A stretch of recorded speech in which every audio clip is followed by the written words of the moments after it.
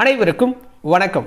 இந்த வீடியோவில் இன்னைக்கு நம்ம பார்க்க போகிறது இடைக்கால இந்திய வரலாற்று ஆதாரங்கள் அப்படிங்கிற லெசன் தான் பார்க்க போகிறோம். 7ஆம் வகுப்பு முதல் பருவத்தில் இந்த லெசன் வந்து கொடுத்துருக்காங்க.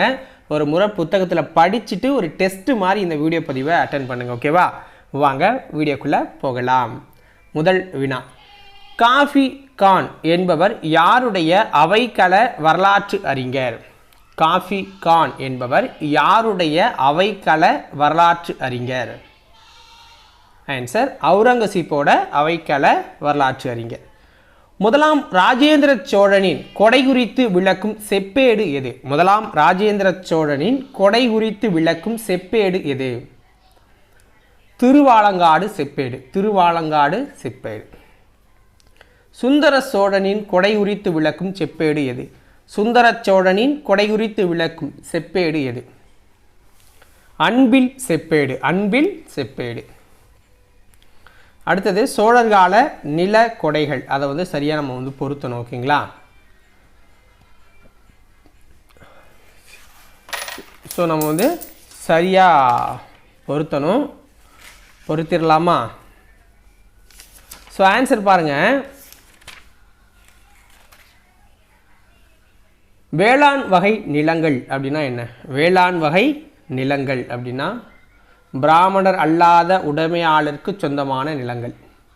பிரம்மதேயம் அப்படின்னு அழைக்கப்பட்டது என்ன? பிரம்மதேயம் அப்படின்னு அழைக்கப்பட்டது பிராமணருக்கு கொடையாக வழங்கப்பட்ட நிலங்களை பிரம்மதேயம் அப்படின்னு சொல்லுவாங்க. சாலபோகம் அப்படின்னு சொல்லப்படுறது என்னன்னா கல்வி நிலையங்களை பராமரிப்பதற்காக வழங்கப்பட்ட நிலங்கள். கல்வி நிலையங்களை பராமரிப்பதற்காக வழங்கப்பட்ட நிலங்கள். தேவதானம் அப்படிங்கிறது என்ன? தேவதானம் அப்படிங்கிறது கோயில்களுக்கு கொடையாக வழங்கப்பட்ட நிலங்கள். பள்ளிச்சந்தம். பள்ளிச்சந்தம் அப்படிங்கிறது ஈஸியாக நாங்கள் சொல்லுவோம் சமண சமய நிறுவனங்களுக்கு கொடையாக அளிக்கப்பட்ட நிலங்கள். நிறுவனம் அப்படின்னாலே இங்கே கல்வியை குறிக்கும். ஓகேங்களா? ஸோ இதுக்கு ஆப்ஷன் சி ரைட் ஆனது. அடுத்தது, கீழ்கண்டவற்றுள் எது நினைவு சின்னங்கள் ஆகும்? கீழ்கண்டவற்றுள் எது நினைவு சின்னங்கள் ஆகும் அப்படின்னு கேட்குறாங்க. ஆன்சர் என்ன? கோவில்கள், மசூதிகள், ஸ்தூபிகள் எல்லாமே நினைவு சின்னங்கள் தான். அரண்மனைகள், கல்லறைகள், கோட்டைகள், கோபுரங்கள் எதுவாக இருந்தாலும் அது நினைவு சின்னமாக நம்ம மாற்றுறது தான். அடுத்தது பொறுத்துக. கஜுரஹோ. ஸோ கஜுரஹோ இது எங்கே இருக்குது இந்த கோயில் அப்படின்னு கேட்குறாங்க. ஸோ ஆன்சர் என்ன? மத்திய பிரதேசத்தில் அமைஞ்சிருக்கு. தில்வாரா சமணர் கோயில் எங்கே இருக்குது? ராஜஸ்தானில் இருக்குது. கொனார்க் சூரிய நாராயணர் கோயில் எங்கே இருக்குது? ஒடிசாவில் இருக்குது. பிரகதீஸ்வரர் கோயில் எங்கே இருக்குது? தஞ்சாவூரில் இருக்குது. ஓகேவா? கீழ்கண்ட கூற்றுகளில் எது சரியானது அப்படின்னு கேட்குறாங்க. கூற்று 1, ஹம்பியில் உள்ள வித்தாலா, விருப்பாக்ஷா கோயில்கள் விஜயநகர அரசர்களின் பங்களிப்பை வெளிப்படுத்துது. கங்கைகொண்ட சோழபுரம், தாராசுரம் ஆகிய இடங்களில் உள்ள கோயில்கள் பிற்கால சோழர்கள் காலத்தில் கட்டப்பட்டது. குவ்வத் உல் இஸ்லாம் மசூதி, மோத்கி மசூதி, ஜமா மசூதி, பதேபூர் சிக்கரி தர்கா இவை அனைத்தும் டெல்லியிலும் அதற்கு அருகாமையிலும் அமைந்துள்ளனங்கிறாங்க. சார்மினார் ஹைதராபாத்தில் அமைந்துள்ளதுங்கிறாங்க. சார்மினார் ஹைதராபாத்தில் அமைஞ்சிருக்கு. அப்போ அனைத்துக்குமே சரியாக தான் இருக்குது. அனைத்துமே சரியாக தான் சொல்லியிருக்காங்க. கீழ்கண்ட கூற்றுகளை கவனி. கூற்று 1, டெல்லி சுல்தான்களின் காலகட்டத்தை அறிந்து கொள்ள ஜுட்டல் எனும் செப்பு நாணயங்கள் பயன்படுத்தப்படுகின்றன. அறிமுகம் செய்த டங்கா எனப்படும் வெள்ளி நாணயங்கள், கில்ஜியின் தங்க நாணயங்கள், முகமது பின் துக்ளக்கின் செப்பு நாணயங்கள் பரவலான பயன்பாட்டில் இருந்திருக்கு அப்படிங்கிறாங்க. ஒரு ஜிட்டல் 3.6 வெள்ளி குஞ்சுமணிகளை கொண்டது. 48 ஜிட்டர் ஒரு வெள்ளி டங்காவுக்கு சமம் அப்படிங்கிறாங்க. இதில் எது சரியாக இருக்கும் அப்படின்னா முதல் 2 கூற்றுகளுமே சரி. 2 கூற்று தான் இருக்குது. பக்தி இலக்கியங்களின் காலம் என அழைக்கப்படுவது எது? பக்தி இலக்கியங்களின் காலம் என அழைக்கப்படுவது சோழர்கள் காலம். கம்பராமாயணம். கம்பர் எழுதினது. பெரிய புராணத்தை சேக்கிழார் இயற்றினார். 4000 திவ்ய பிரம்மத்தை 12 ஆழ்வார்கள் இயற்றினாங்க. தேவாரத்தை அப்பர், சம்பந்தர், சுந்தரர் வந்து பாடியிருக்காங்க. ஓகேவா? தேவாரம் யாரால் தொகுக்கப்பட்டது? தேவாரம் யாரால் தொகுக்கப்பட்டதுன்னா நம்பியாண்டார் நம்பியால் தொகுக்கப்பட்டது. நம்பியாண்டார் நம்பி அவர்களால் தொகுக்கப்பட்டிருக்கு. 4000 திவ்ய பிரபந்தம் யாரால் தொகுக்கப்பட்டது? நாதமுனி அவர்களால் தொகுக்கப்பட்டது. திருவாசகம் என்ற நூலின் ஆசிரியர் யார்? திருவாசகம் என்ற நூலின் ஆசிரியர் மாணிக்கவாசகர். ஜெயதேவரின் கீத கோவிந்தம் என்னும் நூல் எந்த நூற்றாண்டை சேர்ந்தது? ஜெயதேவரின் கீத கோவிந்தம் என்னும் நூல் எந்த நூற்றாண்டை சேர்ந்தது? 12ஆம் நூற்றாண்டை சேர்ந்தது. கவிஞர் கபீர்தாஸ் எந்த நூற்றாண்டை சேர்ந்தவர்? கவிஞர் கபீர்தாஸ் எந்த நூற்றாண்டை சேர்ந்தவர்னா 15ஆம் நூற்றாண்டு. 15ஆம் நூற்றாண்டு. கீழ்கண்டவற்றுள் எது சரியானது? கங்காதேவியால் இயற்றப்பட்ட மதுரா விஜயம், கிருஷ்ணதேவராயரின் ஆமுக்த மல்யாதா, விஜயநகர பேரரசோட நூல். சந்த் பார்தையின் பிருத்திவிராஜ ரசோ என்னும் நூல் ராஜபுத்திர அரசர்களின் மன துணிச்சலை காட்டுது. இஸ்லாமுக்கு முந்தைய காலம் குறித்துள்ள ஒரே சான்று கல்ஹனரின் ராஜ தரங்கினி அப்படிங்கிற நூல் தான் அப்படிங்கிறாங்க. 11ஆம் நூற்றாண்டை சேர்ந்தது. இதில் எது சரியானது அப்படின்னு பார்த்தீங்கன்னா எல்லாமே சரியானது. டெல்லி சுல்தானியத்தின் வரலாற்றை கூறும் அரசின் இசைவு பெற்ற முதல் நூல் எது? டெல்லி சுல்தானியத்தின் வரலாற்றை கூறும் அரசின் இசைவு பெற்ற முதல் நூல் எது? ஆன்சர் தாஜ் உல் மா அசீர். தாஜ் உல் மா அசீர் அப்படிங்கிறத ஹசன் நிஜாமி அப்படிங்கிறவர் எழுதியிருக்காரு. கீழ்கண்ட கூற்றுகளில் எது சரியானது?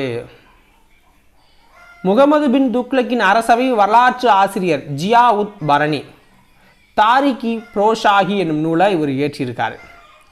கியாசுதீன் பால்பன் முதல் ஃபெரோஷா துக்ளக்கின் தொடக்க கால ஆட்சி வரையிலான டெல்லி சுல்தானத்தின் வரலாற்றை இந்த நூல் விளக்குதுங்கிறாங்க. தாரிக் இ ஃபிரோஷாஹி அப்படிங்கிறது.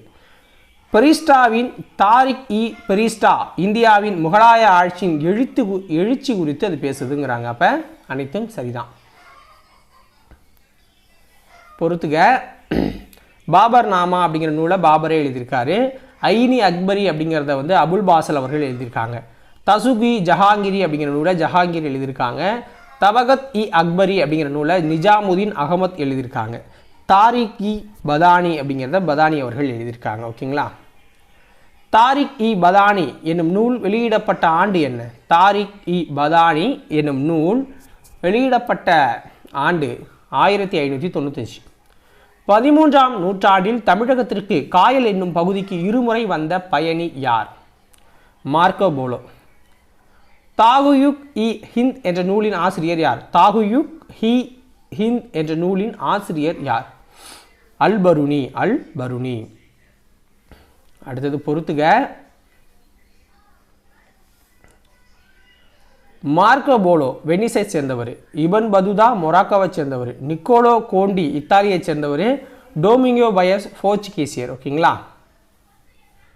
அடுத்த வினா, ரிக்லா எனும் பயண நூலின் ஆசிரியர் யார்? ரிக்லா எனும் பயண நூலின் ஆசிரியர் யார்? இபன் பதுதா. 1420 விஜயநகரமாக வந்த வெளிநாட்டு பயணி யார்? 1420 விஜயநகரமாக வந்த வெளிநாட்டு பயணி யார்? நிக்கோலோ கோண்டி. நிக்கோலோ கோண்டி. 1443 விஜயநகருக்கு வந்த வெளிநாட்டு பயணி யார்? அப்துர் ரசாக். அப்துர் ரசாக். 1522 விஜயநகருக்கு வருகை தந்தவர் யார்? 1522 விஜயநகருக்கு வருகை தந்தவர் யார்னா டோமிங்கோ ஃபயஸ். டோமிங்கோ ஃபயஸ் அவர்கள். இப்போ புக் பேக் பார்க்க போகிறோம். டேஷ் என்பவை பாறைகள், கற்கள், கோவில் சுவர்கள், உலோகங்கள் ஆகியவற்றின் கடினமான மேற்பரப்பின் மீது செதுக்கப்படும் வாசகங்கள் அப்படிங்கிறாங்க. ஸோ பொறிப்புகள். ஓகேங்களா. கோவில்களுக்கு கொடையாக வழங்கப்பட்ட நிலங்கள் அப்படிங்கிறது என்ன? தேவதானம் அப்படின்னு சொல்லப்படும். தேவதானம் அப்படின்னு சொல்லப்படுது. டேஷ்களின் காலம் பக்தி இலக்கியங்களின் காலம் என அறியப்படுகிறது. சோழர்களுடைய காலம். முதல் டெல்லி சுல்தான் பற்றிய தகவல்களை கூறும் நூல் டேஷ் ஆகும். தாஜ் உல் மா அசீர். அரேபியாவில் இருந்து இந்தியாவிற்கு வந்த மொரோக்கோ நாட்டு அறிஞர் யார்? இபன் பதுதா. கோடிட்ட இடங்களை நிரப்புகிறாங்க. ஸோ 33வது வினா பாருங்க. உத்திரமேரூர் கல்வெட்டு ஒரு பிரம்மதேய கிராமத்தின் நிர்வாகம் குறித்து விவரித்து கூறுது. அடுத்த வினா, தன்னுடைய தங்க நாணயங்கள் மீது பெண் தெய்வமான லட்சுமியின் உருவத்தை பதித்து தன்னுடைய பெயரையும் பொறித்தவர் முகமது கோரி ஆவார். அடுத்த வினா, ஒரு ஜிட்டல் என்பது 3.6 வெள்ளி குஞ்சுமணிகளை கொண்டிருந்தது. அடுத்த வினா, அடிமை வம்சத்தைச் சேர்ந்த சுல்தான் நசுருதீன் மாமுதுவால் ஆதரிக்கப்பட்டவர் மின்கச் உஸ் சிராஜ். ஓகேங்களா, மின்கச் உஸ் சிராஜ் அப்படிங்கிறவர். ஓகேங்களா, அடுத்தது அடிமை வம்சத்தை சேர்ந்த சுல்தான் நசுருதீன் மாமூத் ஆதரிக்கப்பட்டவர். அடுத்த வினா, கிபி 1420 விஜயநகருக்கு வருகை புரிந்த இத்தாலிய பயணி நிக்கோலோ கோண்டி ஆவார். அடுத்தது பொறுத்துக, கஜுராகோ அந்த கோயில் எங்கே இருக்குது அப்படின்னு பார்த்தீங்கன்னா மத்திய பிரதேசத்தில், கொனார்க் கோயில் எங்கே இருக்குது அப்படின்னா ஒடிசாவில், தில்வாரா கோயில் வந்து பார்த்திங்கன்னா ராஜஸ்தானில், விருப்பாக்ஷா கோவில் ஹம்பியில் இருக்குது. ஓகேவா, அடுத்தது சரியா தவறா? பள்ளிச்சந்தம் என்பது சமண சமய நிறுவனங்களுக்கு கொடையாக வழங்கப்பட்ட நிலம் அப்படிங்கிறாங்க. ஸோ சரி. நாணயங்களில் உள்ள உலோகங்களின் கலவை பேரரசின் அரசியல் நிலை குறித்த தகவல்களை நமக்கு வழங்குது. தப்பு. தாமிரத்தின் விலை அதிகமாக இருந்ததால் அரசு ஆணைகளையும் அரசவை நிகழ்வுகளையும் பதிவு செய்வதற்கு குறைந்த செலவிலான பனை ஓலைகளையும் காகிதமும் பயன்படுத்தப்பட்டதுங்கிறாங்க. சரி. டோமிங்கோ பயஸ் என்னும் போர்த்துகீசிய பயணி 1522 சோழ பேரரசுக்கு வருகை புரிந்தார். தப்பு. அடுத்தது கூற்று காரணம். ஓகேவா, கூற்று பாருங்க. முகமது கோரி தனது தங்க நாணயங்களில் பெண் தெய்வமான லட்சுமியின் உருவத்தை பதிப்பித்தார். காரணம், இத்துருக்கிய படையெடுப்பாளர் மத விஷயங்களில் தாராள மனப்பான்மை கொண்டவராய் இருந்தார் அப்படிங்கிறாங்க. ஆன்சர் என்ன? காரணம் கூற்றுக்கான சரியான விளக்கம் தான் அப்படிங்கிறாங்க. தவறான இணையை கண்டறியும் அப்படிங்கிறாங்க. மதுரா விஜயம் கங்காதேவி எழுதினது தான். அபுல் பாசர் ஐனி அக்பரி எழுதினது தான். ஐனி அக்பரியை அபுல் பாசர் எழுதினார். இபன் பதுதா தாகுயுக் இ ஹிந்த் அப்படிங்கிறத எழுதினது தப்பு. ஆமுக்த மல்யாதா அப்படிங்கிறத கிருஷ்ணதேவராயர் இயற்றியிருக்கிறாரு. சரி. ஓகேவா, ஆப்ஷன் சி தான் தப்பானது. பொருந்தாததை கண்டுபிடிங்கிறாங்க. பொறிப்புகள், பயண குறிப்புகள், நினைவு சின்னங்கள், நாணயங்கள். ஸோ பொறிப்பு, நினைவு சின்னம், ஸோ இது எல்லாமே ஒரு கேட்டகரி. பயண குறிப்புங்கிறது வேறு கேட்டகரி. ஓகேங்களா, ஸோ அதனால் அதுதான் இந்த இடத்துல பொருந்தாமல் இருக்குது. இதோட இந்த வீடியோ பதிவு முடியுது. உங்களுக்கு வீடியோ பிடிச்சிருந்தா ஒரு லைக்கை போட்டுவிட்டு சேனலை சப்ஸ்கிரைப் பண்ணாதவங்க சப்ஸ்கிரைப் பண்ணி சப்போர்ட் பண்ணுங்கள். நாளைக்கு வேறொரு வீடியோ பதிவில் உங்களை வந்து சந்திக்கிறேன். நன்றி, வணக்கம்.